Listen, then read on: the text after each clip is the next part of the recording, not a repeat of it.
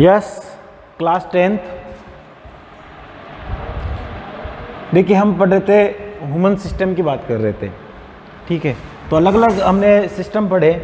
आज उसी की अगले पार्ट में हम चलते हैं और पढ़ते हैं रिप्रोडक्टिव सिस्टम। कौन सा बेटा? Reproductive system. देखो इसमें हम रिप्रोडक्टिव सिस्टम पढ़ रहे थे, इसमें हम पढ़ेंगे क्या? इसमें पढ़ेंगे एक तो male reproductive system, male reproductive system. एक हम पढ़ेंगे फीमेल रिप्रोडक्टिव सिस्टम। क्या पढ़ेंगे बेटा? Female reproductive system. तो हमें दो सिस्टम पढ़ना है अलग अलग, एक तो मेल रिप्रोडक्टिव सिस्टम पढ़ना है, एक फीमेल रिप्रोडक्टिव सिस्टम पढ़ना है। आज का जो हमारा टॉपिक रहेगा वो रहेगा बेटा मेल रिप्रोडक्टिव सिस्टम पर हम फोकस करेंगे। तो देखते हैं, पहले हम देखते हैं what is the reproductive system. देखिए रिप्रोडक्टिव सिस्टम क्या है? अगर हमें जनरेशन को बनाए रखना है, ठीक है, जनरेशन को बनाए रखना है तो क्या होगा? It is essential process to make the generation, ठीक है। तो रिप्रोडक्शन के थ्रू ही क्या होगा? नए ऑफ स्प्रिंग, नई जनरेशन पैदा होगी, ठीक है। इससे हमारी क्या होगी? हमारी स्पीसीज बनी रहेगी। तो हर एनिमल्स में ये रिप्रोडक्टिव सिस्टम पाया जाता है, ठीक है, और वो रिप्रोडक्शन करता है ताकि उसकी स्पीसीज बनी रहे। ये तो हो गई जनरल रिप्रोडक्शन। अब देखो एक होता है हमारी puberty in male and puberty in female. What is the puberty? क्या होता है?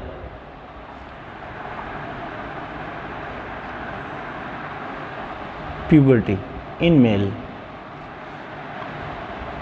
हम मेन की बात करें तो प्यूबर्टी किसे कहेंगे? ठीक, मेल। प्यूबर्टी इन मेल और प्यूबर्टी इन फीमेल। तो प्यूबर्टी क्या होता है? देखिए ऐसी एज जहाँ पर उसमें कुछ सेकेंडरी सेक्सुअल करैक्टर डेवलप होने लग जाते हैं, ठीक है ना। तो प्यूबर्टी किसे कहते हैं? वो एज जिसमें क्या होने लग जाते हैं बेटा? सेकेंडरी सेक्सुअल करैक्टर डेवलप होने लग जाते हैं। उस एज को क्या कहते हैं? प्यूबर्टी कहते हैं। क्या बोलते हैं? तो प्यूबर्टी में क्या होगा? डेवलपमेंट ऑफ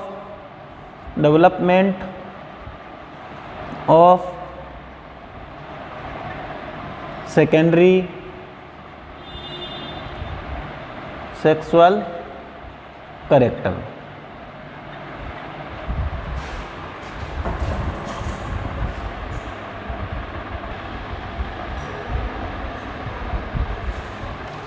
यस, देखो हम कह रहे थे puberty in male, development of secondary sexual character in male, ठीक है। तो क्या कहलाएगा? अब ये किस एज में होते हैं? देखो अगर हम मेल की बात करें तो 13 से 15 ईयर्स। अगर बच्चे की उम्र 13 से 15 हो जाती है तो उसमें सेकेंडरी सेक्सुअल करैक्टर का डेवलपमेंट होने लग जाता है। अब ये सेकेंडरी सेक्सुअल करैक्टर क्या है? देखो जैसे वॉइस है, ठीक, जैसे अगर कोई बच्चा है तो उसकी वॉइस बिल्कुल क्या ऐसी होगी? थीन होगी, स्वीट होगी। तो इसकी वॉइस में क्या होगा? थोड़ा सा चेंजेज आ जाएगा। वॉइस कैसी हो जाएगी बेटा? हैवीनेस। वॉइस में क्या आएगा? भारीपन आ जाएगा, ठीक है।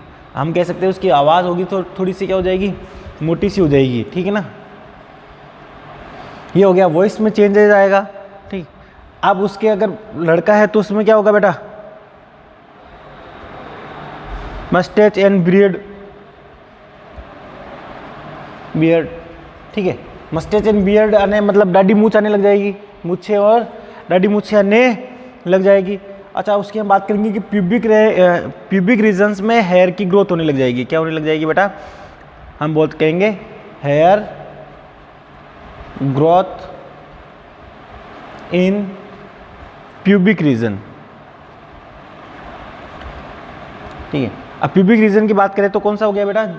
ठीक है, जेनिटल ऑर्गन्स, ठीक है। क्या कहेंगे प्यूबिक रीजन्स को?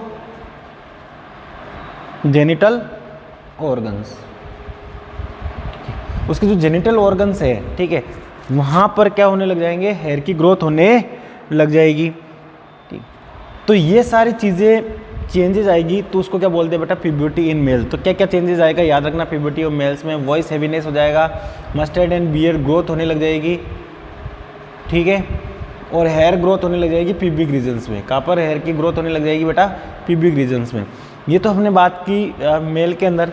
अगर ऐसी ही बात करें हम फीमेल के अंदर, ठीक है, तो फीमेल के अंदर क्या होगा, क्या क्या चेंजेस आएगा? देखो, सेकेंडरी सेक्सुअल कैरेक्टर, इसमें भी ग्रोथ होंगे, development of secondary sexual character in female, ठीक है। और वो एज क्या होती है? 12 to 14 ईयर, ठीक। तो हम बात करेंगे प्यूबर्टी इन फीमेल के अंदर। कौन सी एज होती है प्यूबर्टी की? 12 से लेके 14 साल के बीच की जो एज होती है उसको क्या बोलते हैं बेटा? प्यूबर्टी, ठीक। अब देखो इसमें क्या क्या डेवलपमेंट होगा? डेवलपमेंट ऑफ ब्रेस्ट, ठीक है ना, डेवलपमेंट ऑफ, ठीक है, ब्रेस्ट, ब्रेस्ट का डेवलपमेंट होने लग जाएगा। इंक्रीज इन साइज, साइज इनकी बढ़ने लग जाएगी, इंक्रीज इन साइज। तो ब्रेस्ट की क्या होगा? डेवलपमेंट होने लग जाएगा, साइज इंक्रीज होने लग जाएगी, ठीक है। स्किन कैसी हो जाएगी बेटा? ऑयलनेस, कैसे हो जाएगी? Oiliness of skin, skin oily हो जाएगी, ठीक है। इसमें भी क्या होगा?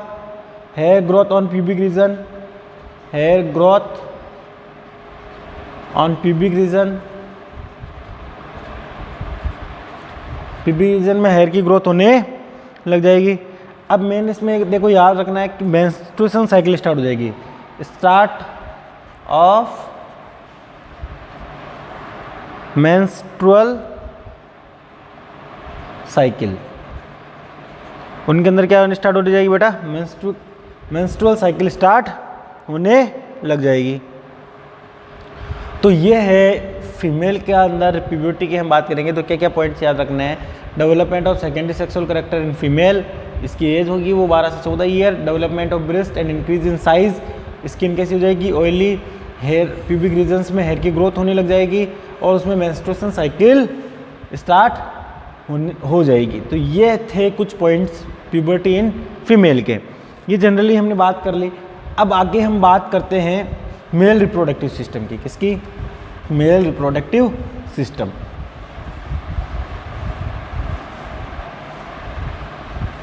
तो हमने देखा puberty in male and puberty in female. अब हम बात कर रहे हैं मेल रिप्रोडक्टिव सिस्टम।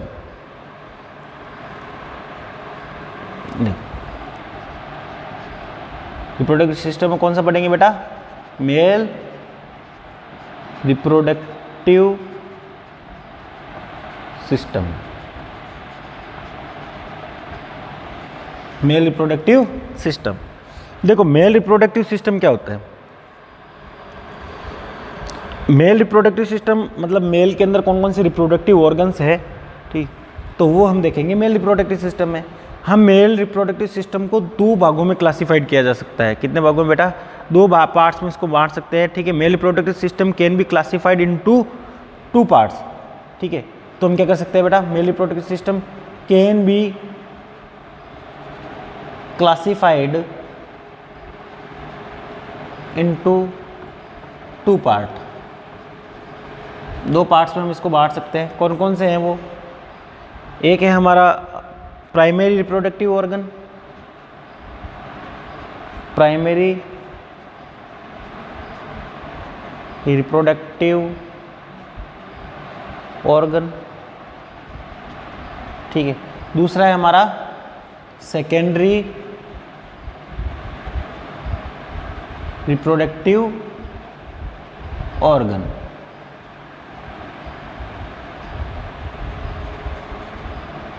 देखो हम बात करेंगे प्राइमरी रिप्रोडक्टिव ऑर्गन और सेकेंडरी रिप्रोडक्टिव ऑर्गन। तो मेल रिप्रोडक्टिव सिस्टम उसको 2 भागों में बांट दिया हमने। किस किस में? एक तो बांट दिया हमने प्राइमरी रिप्रोडक्टिव ऑर्गन और सेकेंडरी रिप्रोडक्टिव ऑर्गन। अब देखो प्राइमरी रिप्रोडक्टिव ऑर्गन की अगर हम बात करें तो हम इसमें पढ़ेंगे टेस्टिस। क्या पढ़ेंगे बेटा? टेस्टिस। क्या पढ़ेंगे? टेस्टिस, ठीक है। टेस्टिस की बात करेंगे। अगर हम सेकेंडरी रिप्रोडक्टिव की बात करें तो स्कोर्टम। क्या पढ़ेंगे? स्कोर्टम, ठीक है। और क्या देखेंगे, वास डिफरेंस,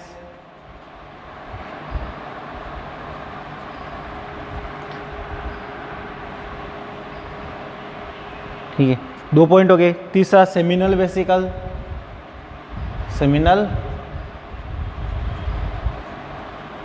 वेसिकल, ठीक। चौथा पॉइंट हो जाएगा हमारा प्रोस्टेट ग्लैंड, प्रोस्टेट ग्लैंड, ठीक है। लास्ट में हो जाएगा हमारा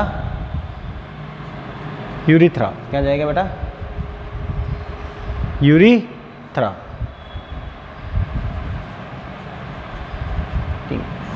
तो प्राइमरी रिप्रोडक्टिव ऑर्गन में कौन सा पार्ट आ गया बेटा, टेस्टिस, ठीक है। ये सारे पार्ट कौन किसके हैं, ये मेल रिप्रोडक्टिव सिस्टम के पार्ट है। कौन कौन से, टेस्टिस है, स्कोर्टम है, ठीक है, वास डिफरेंस है, सेमिनल वेसिकल्स है, प्रोस्टेट ग्लैंड है या यूरिथ्रा, ये सब किस में आते हैं बेटा, मेल रिप्रोडक्टिव ऑर्गन के पार्ट है। लेकिन हमने इसको कितने भागों में बांट दिया, 2 में। पहला कौन सा है, प्राइमरी रिप्रोडक्टिव ऑर्गन और सेकेंडरी रिप्रोडक्टिव ऑर्गन।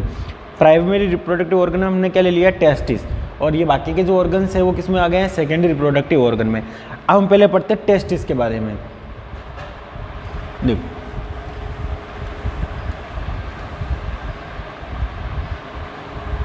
हम बात कर रहे हैं टेस्टिस की, किसकी, टेस्टिस की। देखो उसको समझो डायग्राम के थ्रू। मैं एक बार डायग्राम बना देता हूं पहले इसका।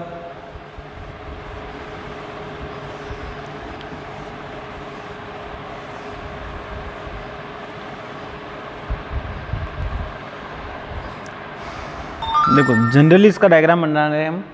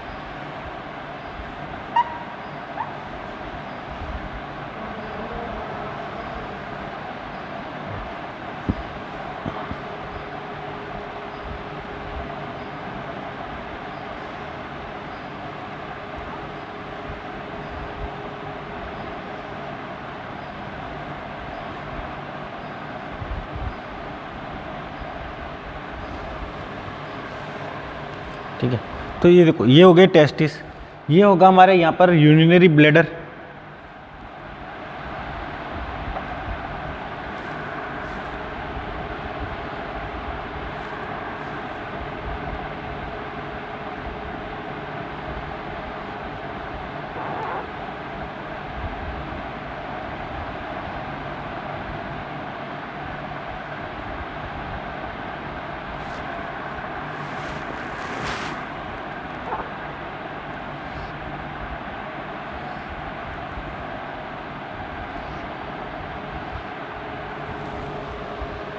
ठीक। देखा ये यूरेटर है, ये क्या बेटा, यूरेटर है। यहाँ पर ये यूरिनरी ब्लैडर है, यहीं से ये हमारी आ रही है सेकेंडरी रिप्रोडक्टिव सिस्टम की। यहाँ पर देखो ये है ना, आगे जाके दोनों एक में ही कन्वर्ट हो जाते हैं।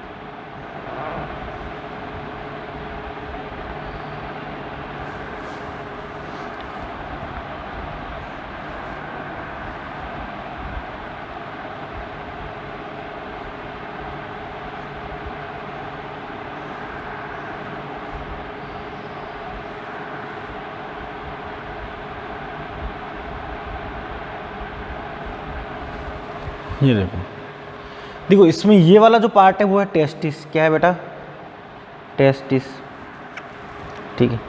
ये एक सेक में प्रेजेंट होता है, चारों तरफ एक कवरिंग होती है इसके, ठीक है। इसको बोलते हैं स्कोर्टम। क्या बोलते हैं बेटा, स्कोर्टम, ठीक है। ये टेस्टिस हो गया, स्कोर्टम हो गया। यहाँ पर ये जो ट्यूब्स आ रही है दोनों, ये भी और ये भी, ये क्या कहलाती है हमारा वास डिफरेंस, क्या बोलते हैं इसको,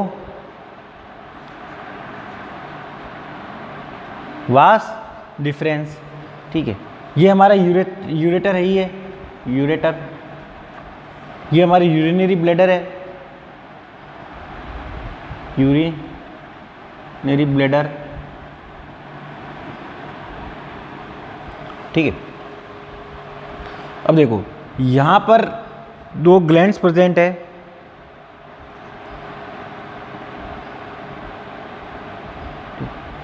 ये ग्लैंड्स, इन ग्लैंड्स को बोलते हैं बेटा सेमिनल वेसिकल्स। क्या क्या बोलते हैं,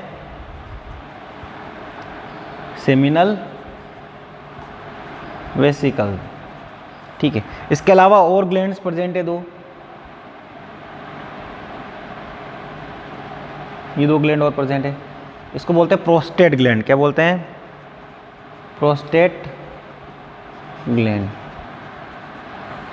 ये जो कॉमन पास हुई इसको बोलते हैं बेटा यूरेथ्रा। क्या बोलते हैं, यूरेथ्रा।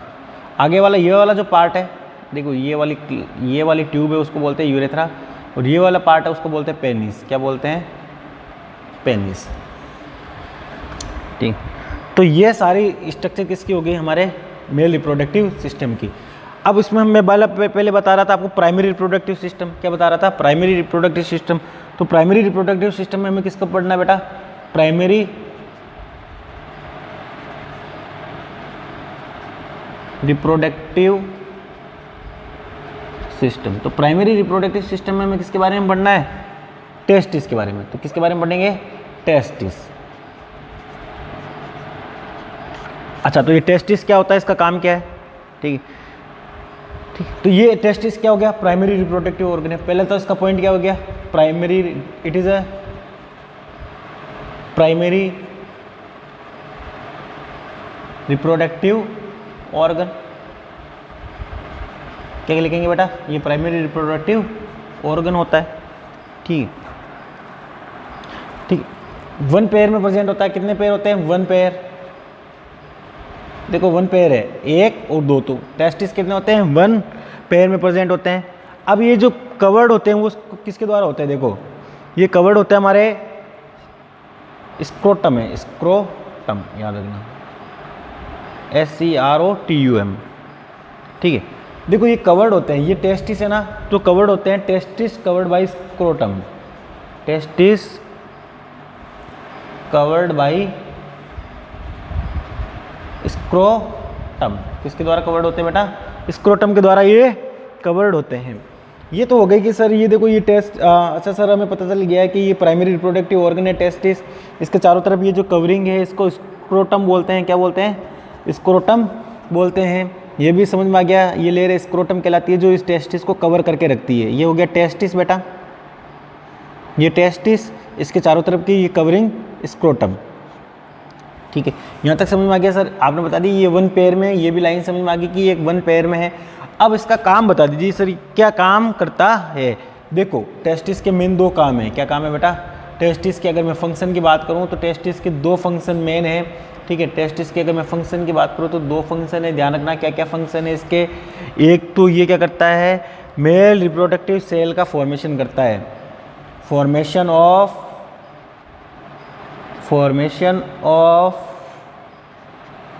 Mail reproductive cell. क्या बनाता है बेटा, तो मेल रिप्रोडक्टिव सेल कौन सी होती है, स्पर्म। क्या बनाता है, तो इसका मेन काम क्या हो गया बेटा, स्पर्म का फॉर्मेशन। अगर हम मेल में बात करें तो मेल में जो रिप्रोडक्टिव सेल्स होती है उसको क्या बोलते हैं बेटा, स्पर्म। और स्पर्म का फॉर्मेशन कहाँ होता है, टेस्टिस के अंदर। कहाँ होता है, टेस्टिस के अंदर। तो टेस्टिस का एक मेन फंक्शन क्या हो गया, रिप्रोडक्टिव सेल स्पर्म का फॉर्मेशन करना। अगर हम दूसरा बात करते हैं तो कौन सा होता है, ठीक है, तो male sexual hormone, formation of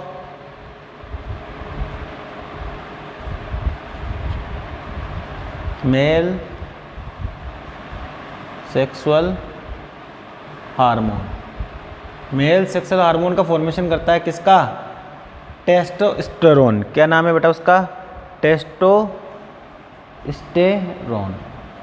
देखो इसके दो मेन फंक्शन है, क्या है, एक तो मेल रिप्रोडक्टिव सेल का फॉर्मेशन करना स्पर्म का, एक जो मेल सेक्सुअल हार्मोन होता है टेस्टोस्टेरोन, अगर आपको पूछ ले मेल सेक्सुअल हार्मोन कौन सा है तो बताना टेस्टोस्टेरोन।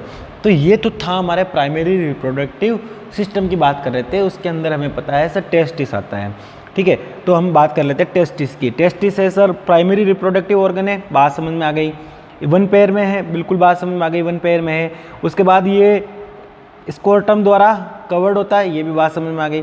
इसके बाद हमने कहा कि टेस्टिस के दो मेन फंक्शन है, एक तो मेल रिप्रोडक्टिव सेल को बनाना जिसका नाम है स्पर्म, दूसरा है बेटा formation of male sexual hormone testosterone का फॉर्मेशन। तो दो इसके मेन फंक्शन हो गए, एक तो स्पर्म का फॉर्मेशन, दूसरा टेस्टोस्टेरोन हार्मोन का प्रोडक्शन फॉर्मेशन। तो ये तो हो गया हमारे male reproductive system, primary reproductive system के बारे में बात। ठीक है, अब हम चलते हैं सेकेंडरी रिप्रोडक्टिव सिस्टम। देखो इस डायग्राम के थ्रू ही हम समझते चलेंगे।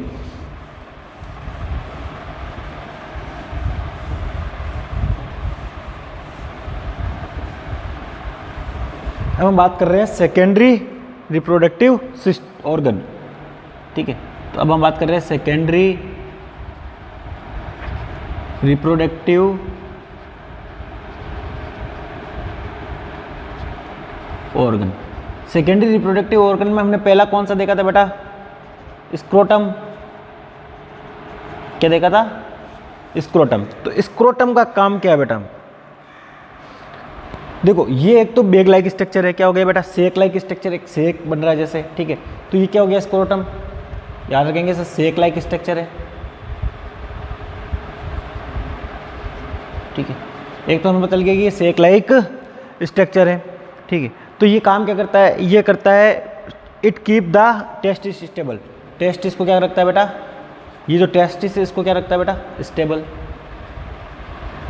ठीक है, देखो सेक लाइक स्ट्रक्चर है, टेस्टिस को कैसे रख रहा है? स्टेबल रख रहा है।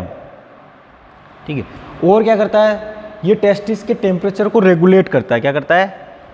Help in regulate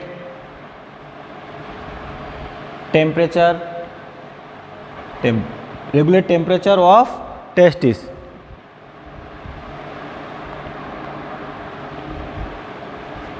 of testis, testis के टेम्परेचर को रेगुलेट करता है।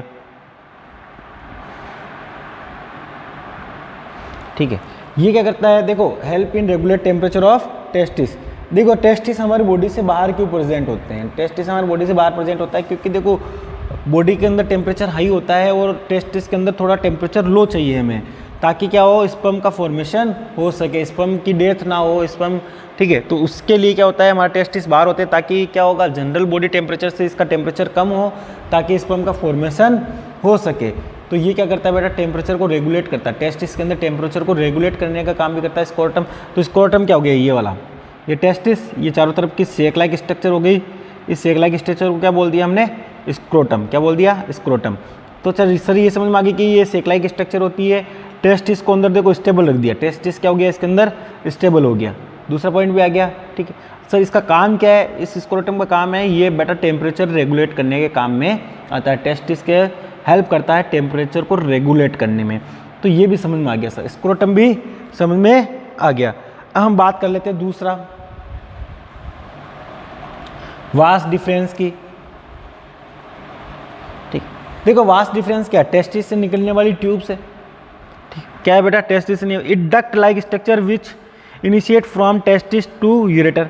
तो ये कहाँ तक जा रही है बेटा? यूरेटर तक। कहाँ तक जा रही है? ये आ गया हमारा, ये यूरेथ्रा आ गया यहाँ पर, ये यूरिनरी ब्लैडर, और ये यहाँ पर आएगी यूरेटर। कहाँ जाएगी? ये यूरेटर से यहाँ आ रही है।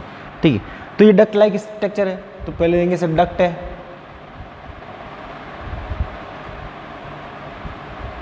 किस लाइक स्ट्रक्चर है? डक्ट लाइक स्ट्रक्चर है। ठीक है, अब यहाँ पर देखिए ये डक्ट लाइक स्ट्रक्चर है जो कहाँ से निकलती है? इनिशिएट होती है फ्रॉम, इनिशिएट फ्रॉम टेस्टिस। कहाँ से निकलती है बेटा? टेस्टिस के अंदर से निकलती है। तो टेस्टिस के अंदर से निकलने वाली जो ट्यूब लाइक स्ट्रक्चर है या डक्ट लाइक स्ट्रक्चर है उसको क्या बोलते हैं? वास डिफरेंस करते हैं। अब इसका सर फंक्शन क्या है? इसका फंक्शन है स्पर्म। देखो यहाँ पर जो टेस्टिस के अंदर जो स्पर्म बने हैं, हमने कहा ना स्पर्म कहाँ बनेंगे? टेस्टिस के अंदर। तो टेस्टिस के अंदर जो स्पर्म बने हैं वो किसके थ्रू जाएंगे? वास्ट डिफरेंस के थ्रू जाएंगे। तो यहाँ पर ये क्या करेगा बेटा, स्पर्म आगे मूव करेंगे, ठीक है। और कहाँ तक जाएंगे, इजेकुलेटरी डक्ट तक। कहाँ तक जाएंगे, यहाँ तक हम इसको बोल देते हैं यूरेथ्रा। तो ये इजेकुलेटरी डक्ट तक जाएंगे। कहाँ तक जाएंगे, तो वास्ट डिफरेंस आ जाएगा। तो डक्ट कैरी, इसका फंक्शन क्या हो जाएगा बेटा, duct carry sperm from testis to ejaculatory duct. कहाँ तक जाएंगे बेटा, इजेकुलेटरी डक्ट तक जाएंगे। यहाँ तक बात समझ में आ गई। तो duct carry sperm from testis to ejaculatory duct तक हमारे क्या चले जाएंगे, इजेकुलेटरी डक्ट क्या हो गई, देखो यहाँ पर आके ये वास्ट डिफरेंस और ये इधर यूरिनरी ब्लैडर के जो यूरिन वाला पार्ट भी होता है, ये वाली डक्ट, तो ये भी इसमें आके मिल जाती है, ठीक है ना। तो इसको क्या बोलते हैं हम, इजेकुलेटरी डक्ट। देखो इजेकुलेटरी डक्ट हो गई जिसमें कॉमन पास होगा, ठीक है। स्पर्म भी उसी डक्ट से निकलेंगे और यूरिन भी उसी डक्ट से निकलता है। उसको क्या बोलते हैं बेटा, इजेकुलेटरी डक्ट बोलते हैं।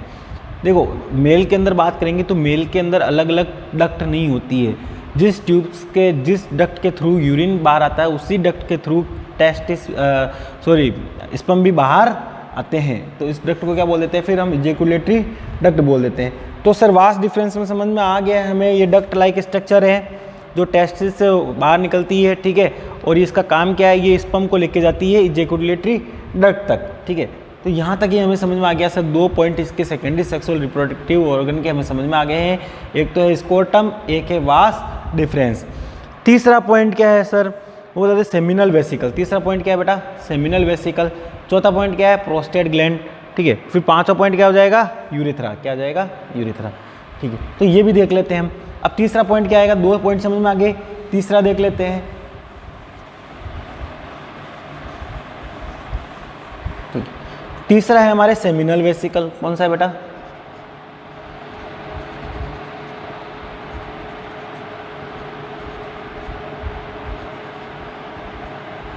Seminal vesicle.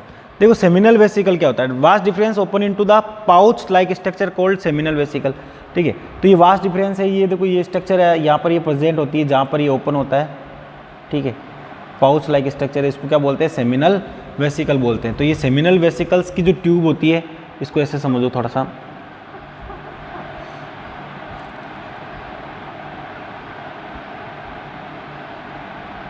ये सेमिनल वेसिकल मान लो, ठीक है। तो ये वास्ट डिफरेंस और सेमिनल वेसिकल्स की ट्यूब क्या हो गई, एक में खुल गई। प्रोस्टेट ग्लैंड की भी ट्यूब इसी के अंदर खुलेगी, ठीक है। तो सेमिनल वेसिकल्स क्या हो गया, तो vast difference open into the pouch like structure called seminal vesicle. This pouch is used for the storage of sperm before ejaculation. तो देखो ये क्या है बेटा, इसका क्या बोलेंगे हम, तो वास्ट डिफरेंस कहाँ पर ओपन होती है, एक पाउच लाइक स्ट्रक्चर, उसको क्या बोलते हैं बेटा हम, सेमिनल वेसिकल। तो लिख सकते हैं वास्ट डिफरेंस ओपन इनटू, ठीक, pouch like structure, pouch like structure is called seminal vesicle. इसको क्या बोलते हैं बेटा, सेमिनल वेसिकल बोलते हैं, ठीक है। अब यहाँ पर क्या देखो, यहाँ पर स्पर्म आए हैं, क्या है, स्पर्म आ रहे हैं। अब स्पर्म जब इजैकुलेशन नहीं हो रहे हैं, ठीक है, तो इजैकुलेशन से पहले स्पर्म कहाँ स्टोर होते हैं, वो स्टोर होते हैं इस पाउच के अंदर, किसके अंदर, ठीक है, सेमिनल वेसिकल्स में, ठीक है। तो इट इज़ यूज्ड के क्या काम आता है, it is used for the storage of, it is used for storage of sperm before ejaculation, sperm before ejaculation, ठीक है ना। तो जो कोई स्पर्म्स आए हैं टेस्टिस के अंदर वासा डिफरेंस से बन के, तो जब तक वो बाहर नहीं आएंगे तब तक वो कहाँ स्टोर हो जाएंगे, इसमें आ जाएंगे, किसमें, सेमिनल वेसिकल्स में स्टोर होके रह जाएंगे। अब देखो ये और क्या प्रोड्यूस करता है, ये प्रोड्यूस करता है एक fluid which help in the formation of semen, ठीक है। ये एक fluid, it is this fluid is also provide the swimming movement and the nourishment of the sperm. देखो एक ये जो सेमिनल वेसिकल है ये एक फ्लूइड बनाता है। क्या बनाता है बेटा? फ्लूइड। फ्लूइड का फॉर्मेशन करता है। किसका? ध्यान रखना। तो सेमिनल वेसिकल्स एक तरीके क्या है? ग्लैंड है। क्या है? ग्लैंड। तो ये क्या बना रहा है? फ्लूइड का फॉर्मेशन कर रहा है। तो ये फ्लूइड क्या बन जाता है बेटा? फ्लूइड किसके साथ मिक्स हो जाता है? स्पर्म के साथ। किसके साथ मिक्स हो जाएगा? स्पर्म के साथ। जब ये फ्लूइड जो प्रोड्यूस कर रहा है सेमिनल वेसिकल्स, एक फ्लूइड बनाता है, वो स्पर्म के साथ जब मिक्स हो जाता है तो उसको क्या बोलते हैं हम? सीमन। क्या बोलते हैं बेटा? याद रखना, SEMEN, सीमन। उसको क्या बोला जाता है? सीमन बोला जाता है। अब ये जो फ्लूइड है ये क्या हेल्प करता है? Help in movement, swimming movement of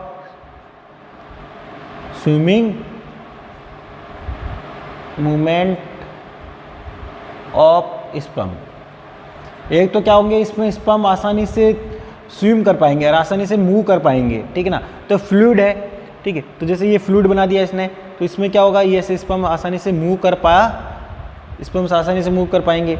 दूसरा ये क्या हेल्प करता है? ठीक है, ये नरिशमेंट करता है। क्या करता है बेटा? पोषण प्रदान करता है। Nourishment to the sperm, sperms को क्या करते हैं बेटा? नरिशमेंट का करने का काम करता है। तो याद रख लेना। तो सेमिनल वेसिकल्स क्या हो गया? एक पाउच लाइक स्ट्रक्चर है जिसमें वास डिफरेंस जाके ओपन हो रहा है। ये बात हो गई समझ में, वास डिफरेंस जाके ओपन हो रहा है। ठीक है, अब इसके अंदर काम क्या होते हैं? एक तो स्पर्म स्टोरेज का काम करता है। किसका? Storage of sperm. ठीक है, तो सेमिनल वेसिकल्स का काम पूछ ले अगर आपको, तो एक तो काम बताना है कि ये स्पर्म के स्टोरेज का काम करता है, फर्स्ट पॉइंट। दूसरा पॉइंट, ये फ्लूइड का फॉर्मेशन करता है। ठीक है, ये फ्लूइड फिर क्या काम करता है? ये फ्लूइड और प्लस स्पर्म मिलके क्या बनाते हैं बेटा? सीमन कहलाता है। ठीक है, अब ये फ्लूइड हेल्प करता है, एक तो स्पर्म के मूवमेंट में हेल्प करता है। ठीक है, दूसरा स्पर्म के नरिशमेंट में हेल्प करता है। तो ये दो काम होते हैं सेमिनल, 3 काम हो गए सेमिनल वेसिकल्स के। एक तो हो गए हमारे स्टोरेज ऑफ स्पर्म, दूसरा हो गया फ्लूइड का फॉर्मेशन। 2 काम हो गए। अब फ्लूइड का क्या काम है? इसके 2 काम हो गए। ठीक है, तो ये बिल्कुल हमें समझ में आ गया है सर कि सेमिनल वेसिकल्स क्या होते हैं। सेमिनल वेसिकल्स एक तो स्टोरेज करता है, एक फ्लूइड का फॉर्मेशन करता है। फ्लूइड होता है जो मूवमेंट में हेल्प करता है स्पर्म के, और स्पर्म्स को नरिशमेंट देता है। ठीक है, नरिशमेंट का मतलब पोषण देता है। ठीक है, ये बात हो गई हमारे सेमिनल वेसिकल्स की। अब नेक्स्ट हम बात करते हैं इसके बाद, सेमिनल वेसिकल्स के बाद में जो ग्लैंड आती है वो आती है बेटा हमारे प्रोस्टेट ग्लैंड। कौन सी? तो देख लेते हैं प्रोस्टेट ग्लैंड।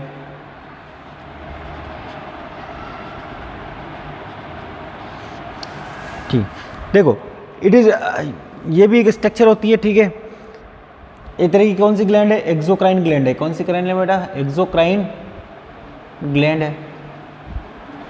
ठीक है, अब ये ग्लैंड है तो क्या बनाती है? It produce secret fluid which form A part of the semen. This fluid help in the providing motion of the sperm. ठीक है, ये भी क्या बनाती है बेटा? प्रोस्टेट ग्लैंड भी फ्लूइड का फॉर्मेशन करती है। किसका? फ्लूइड का। और ये फ्लूइड किस में हेल्प करेगा? मूवमेंट में हेल्प करेगा। दूसरा नरिशमेंट करेगा। क्या करेगा बेटा? ये भी उसको, तो स्पर्म के मूवमेंट में हेल्प करेगा। ठीक है, ये हो गया हमारा प्रोस्टेट ग्लैंड। तो एक तरह की एक्सोक्राइन ग्लैंड है। ये एक्सोक्राइन और ग्लैंड होती है जो फ्लूइड का फॉर्मेशन करती है, और ये फ्लूइड किस में हेल्प करता है? मूवमेंट में, स्पर्म के मूवमेंट में हेल्प करता है। ठीक, अब इसके बाद हम बात कर रहे हैं 5वां पॉइंट। तो 5वां पॉइंट हमारे क्या हो जाएगा? ये हो गया प्रोस्टेट ग्लैंड। अब इसका लास्ट पार्ट देखते हैं। 5 क्या लास्ट क्या? छठा एक पार्ट और है बेटा यूरेथ्रा के बाद में, याद रखना ये पेनिस वाला पार्ट भी है। ठीक, तो यूरेथ्रा 5वां पॉइंट कौन सा है बेटा? यूरेथ्रा। ठीक है, तो यूरेथ्रा क्या है? ठीक है, ये मस्कुलर डक्ट होती है। ये भी यूरेथ्रा क्या है? डक्ट ही तो है,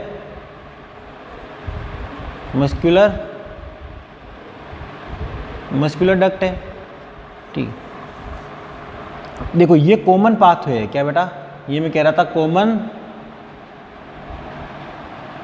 pathway for seminal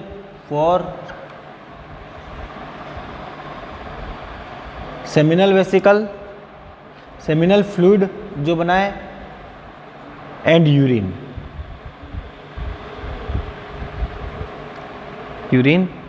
in male. ठीक है, सीमन कह दो यहाँ, सीमन भी कह सकते हैं हम। देखो, common pathway for semen and urine in male. ठीक है, तो ये कॉमन पाथवे होता है। ठीक, अब ये खुलती किस में ओपन होती है? ये ओपन इनटू पेनिस, पेनिस में ओपन होती है। तो ये कहाँ ओपन होगी बेटा? पेनिस में ओपन होगी। और पेनिस कहाँ होता है? Outside the body. कहाँ प्रेजेंट होता है पेनिस? Outside the body. तो यूरेथ्रा क्या हो गया सर? ये यूरेथ्रा ये रहा। एक तो यहाँ पर ये यूरिन, यहाँ से यूरेटर से क्या आ रहा है? यूरिन आ रहा है।